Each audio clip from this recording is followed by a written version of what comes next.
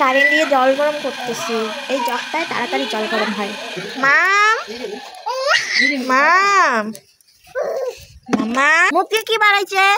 ফেনা আচ্ছা কে বাবা? বেবি, ছোট্ট বেবি, ছোট্ট বেবি কি বলে মামা? অল্প কটা গ্যাস কি বলে ছোট্ট বেবি? সকালে এখন খাওয়া দাওয়া করবো।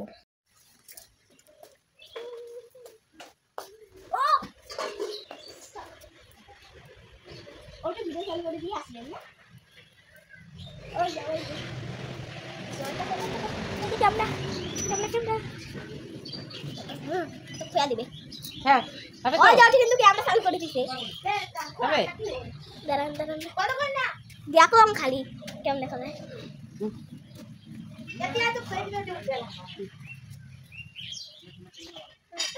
তোর বেটা নানা করে কামড়ে ধরছে।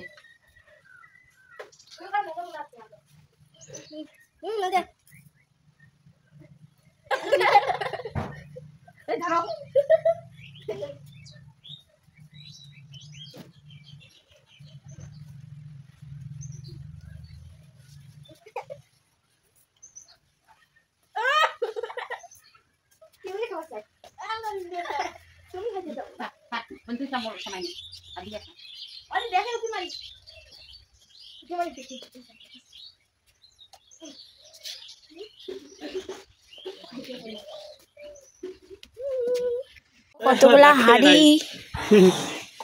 এখন যাচ্ছি বাপের বাড়ি মাছ মারতে। মাছ মারি যাওয়া যাচ্ছে। আদি তুই লেগ পিস খাবো? এই যে আমার বাপের বাড়ি চলে এসেছি। এই যে কি করিস? এই যে এটা হচ্ছে আমার বাপের বাড়ি।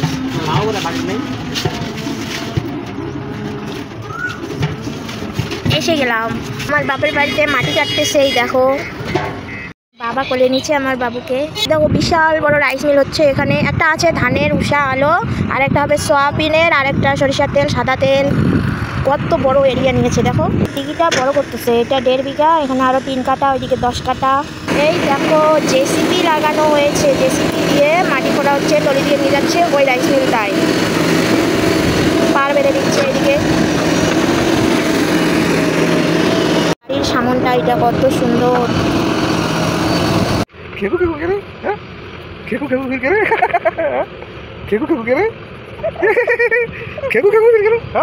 আসছি আমার বৌদির ছেলে বাড়িতে।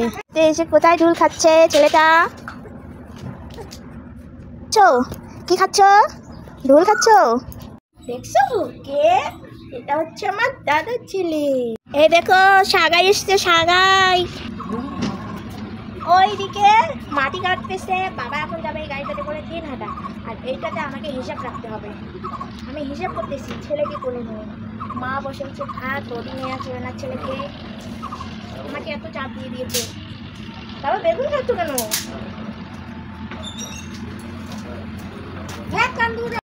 বাপের বাড়িতে আসার সময় অনেক কাজ গুছিয়ে আসতে হয়, কিন্তু বাপের বাড়ি থেকে শ্বশুর বাড়ি গেলে কাজ গুছিয়ে যাইতে হয় না। সেটা কেন বলো তো?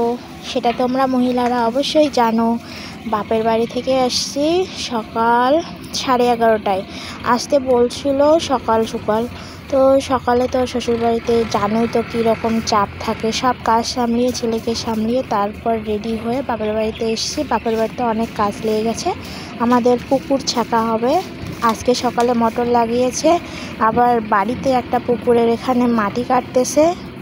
দাদা আর একটা কাকু যেখানে পুকুর ছেঁকতেছে ওখানে আছে। আবার বাড়িতে বাবা ছিল, এখন বাবা দিন হেঁটে গেছে, আমাকে হিসাব করতে হচ্ছে।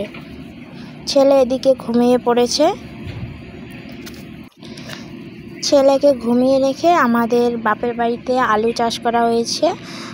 মা আলু ভাজা করবে, এর জন্য কয়েকটা আলু তুলতে গেছি। আলু তোলার সময় পাইনি এখনও। একটু করে তোলে আর একটু করে আয়না ভাজা করে খায়। নতুন আলু, বাড়ির আলু না, খেতে টেস্টি আলাদা। দোকানের আলু কী হয় বলো তো? ওগুলো অনেক শাশুড় দিয়ে বানানো হয়, তো অত ভালো লাগে না। বাড়ির আলু, এখানে তো অত মেডিসিন ইউজ করা হয় না। আর মায়ের মাত্র 3-4 দিন পরে আমার ছেলের মুখে ভাত দেওয়া। আমার ছেলে 6 মাস হয়ে যাবে। ও খুব খেতে চায় এখন, খাওয়ার রুচি হয়েছে খুব। জানি না কি করব। এবার তো অত ভালো করে অন্নপ্রাশন করা যাবে না, কারণ আমার জ্যাঠা শ্বশুর মারা গেছে। 1 বছর শুভ কাজ করা যাবে না। এর জন্য ওর দাদুর বাড়িতে শুধু শিব পূজা করেই মুখে ভাত দিয়ে দেবো। শ্বশুরবাড়ি থেকে আবার মা বাবারা বলতেছে যে কোচবিহার মদনমোহন বাড়ি গিয়ে মুখে ভাত দিয়ে আসবে। এই দেখো কত সুন্দর হয়েছে আলুগুলো। দুপুরবেলা রান্না হয়েছে ভাত, মানে আলু ভাজা, ডিম, মসুর ডাল, বাঁধাকপি ঘন্ট রান্না করেছে মা।